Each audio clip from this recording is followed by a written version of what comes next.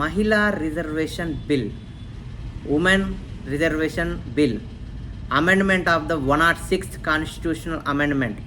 Okay, 106th bill ఉంది కదా, ఏదైతే 106 ఉందో మహిళా రిజర్వేషన్ బిల్, దాన్ని అమెండ్మెంట్ కోసం నిన్న తెచ్చినటువంటి బిల్.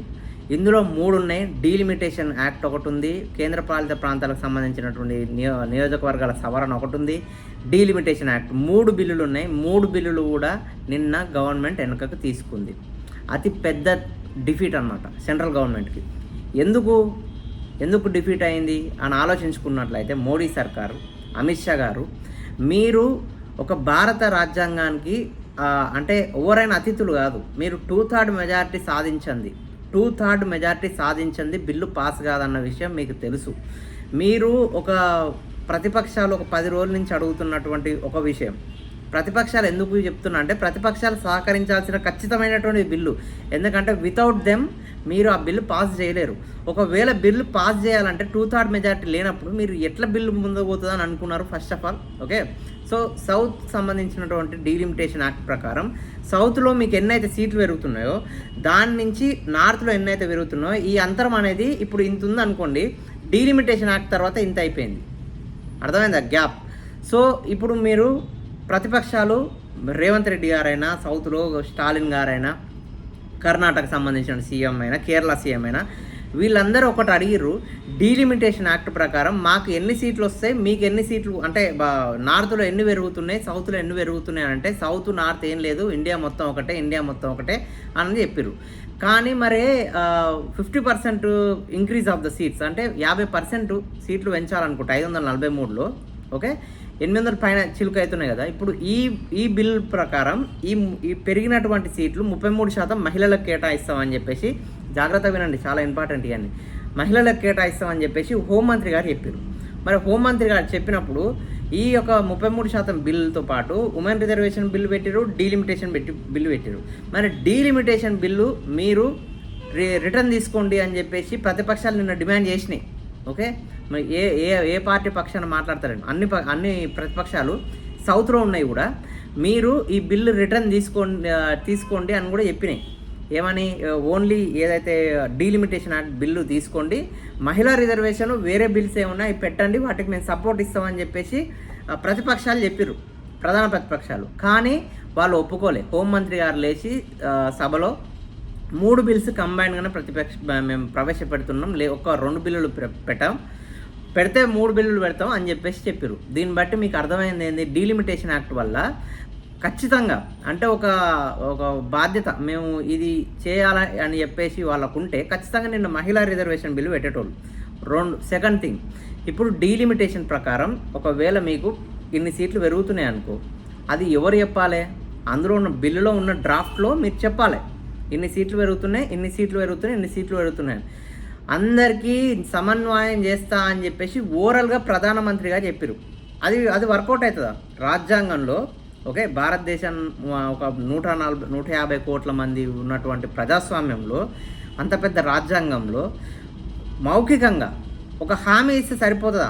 అది నియోజకవర్గాల పునర్విభజనలో అది కాదు కదా. నియోజకవర్గాల పునర్విభజన జరిపినప్పుడు ఖచ్చితంగా బిల్లులో ఎన్ని మీరు పెంచుతున్నారు, ఎన్ని మహిళలకు కేటాయిస్తున్నారు, మీకు అదంతా ఏదైతుందో మ్యాటర్ క్లియర్ కట్గా ఉండాలి. ప్రతిపక్షాలు అడిగినప్పుడు మోడీ గారు ఒకటి చెప్పారు, ఏమని?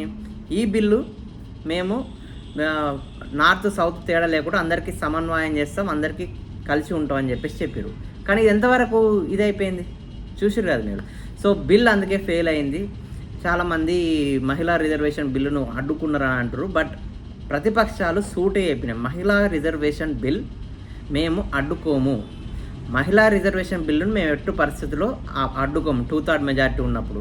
మేము డీలిమిటేషన్ యాక్ట్ బిల్లును వెనక్కి తీసుకోండి అని సెంట్రల్ గవర్నమెంట్ చెప్తే, సెంట్రల్ గవర్నమెంట్కు మేము విజ్ఞప్తి చేస్తే వాళ్ళు ఆ 2 బిల్లులు పెట్టలేదు, వాటితో పాటు ఇది కూడా పోయింది.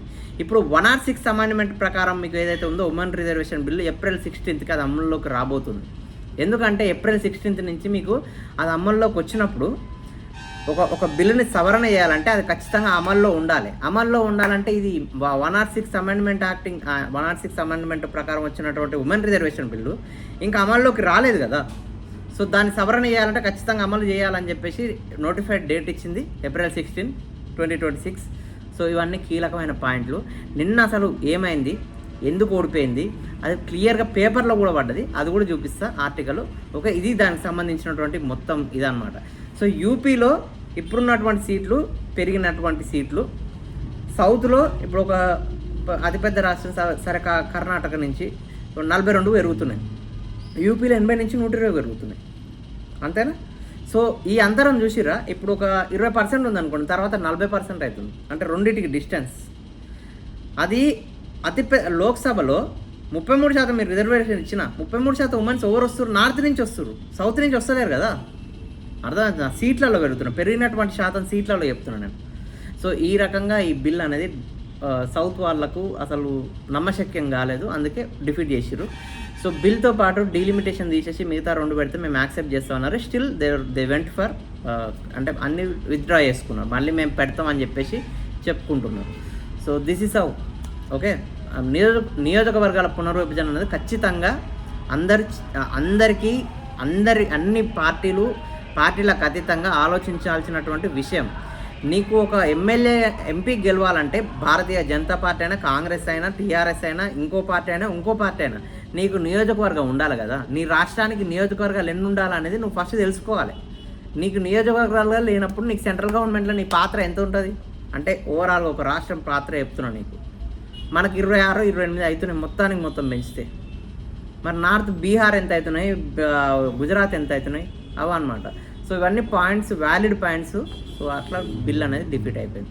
సో నేను ఇప్పుడు ఆర్టికల్ కూడా చూపిస్తే చూడండి. ఆమెకు మళ్ళీ నిరాశ. లోక్సభలో వీగిపోయిన 131వ రాజ్యాంగ సవరణ బిల్. అనుకూలం 298, వ్యతిరేకం 230. 2029 నుంచి మహిళా రిజర్వేషన్ల అమలుకు అడ్డుకట్ట. డీలిమిటేషన్ని డీలింక్ చేస్తే మద్దతు ఇస్తామన్న కాంగ్రెస్, దానికి మేము సుముఖంగా లేమని చెప్పిన హోంమంత్రి. 22 గంటల చర్చానంతరం ఓటింగ్, 3/4 మెజార్టీ లేకపోవడంతో వీడిన bill. Okay, special majority. So నేడు కేంద్ర క్యాబినెట్ భేటీ అంట మళ్ళీ. సో దానికి సంబంధించినటువంటి డీటెయిల్స్ చూస్తే మీరు ఇక్కడ చూడండి. చట్టసభల్లో మహిళా రిజర్వేషన్ల ప్రక్రియకు మళ్ళీ అడ్డుకట్టపడింది. రాజ్యాంగ సవరణ బిల్లును ఆమోదింపజేసి 2029 నుంచి రిజర్వేషన్ల అమలు తేవాలన్న కేంద్ర ప్రభుత్వం ప్రయత్నాలు ఫలించలేదు. చట్టసభల్లో మహిళలకు 33% రిజర్వేషన్లు కల్పిస్తూ కేంద్ర ప్రభుత్వం అంటే 131 అమెండ్మెంట్ యాక్ట్ 298, 235 ఓట్ల తేడాతో వీగిపోయింది. ఈ బిల్లు 2/3 మెజార్టీ సాధించలేకపోయింది. సభకు హాజరైన వాళ్ళలో 528 మందిలో 298 మంది అనుకూలం, 230 వ్యతిరేకం. 2/3 మెజార్టీ రాలేదు. ఓకే, మహిళలకు దక్కాల్సిన హక్కులను అందించడానికి ఇక ముందు ప్రయత్నిస్తూ ఉంటాం అని చెప్పారు. బిల్ పాస్ కావడానికి సభకు హాజరైన 528 మందిలో 352 సభ్యుల మద్దతు అవసరం కాగా అంతకంటే 54 ఓట్లు తక్కువ రావడంతో బిల్లు వీగిపోయినట్టు స్పీకర్ ప్రకటించారు. 2023లో 106th అమెండ్మెంట్ ఉంది కదా, దానికి మాత్రం డోకా లేకపోయినా అమలుకు మాత్రం అడ్డంకులు తొలగనట్లయింది. ఓకే, 850కి పెంచుదాం అనుకున్నారు. 2029లో మహిళలకు రిజర్వేషన్ చేద్దాం అనుకున్నారు. బట్ ఇదంతా పోయింది. తొలిగండం గట్టెక్కిన మహిళా రిజర్వేషన్ అమల్లోకి తేవడానికి ఇప్పుడున్న 543 స్థానాలను 50% మేర పెంచి 850 తీసుకెళ్లడానికి రాజ్యాంగంలోని చాలా ఇంపార్టెంట్ బిట్ గుర్తుపెట్టుకోండి. ఆర్టికల్ 81 మరియు జనగణన వరకు ఆగకుండా 2011 జనాభా లెక్కల, ఇది కూడా చాలా ఇంపార్టెంట్. 2011 జనాభా లెక్కల ప్రకారంగా నియోజకవర్గాలు పునర్విభజన చేద్దాం అనుకున్నారు. ఓకే, ఆర్టికల్ 334A సవరణలు చేస్తూ కేంద్ర ప్రభుత్వం తీసుకొచ్చినటువంటి బిల్. ఓకే,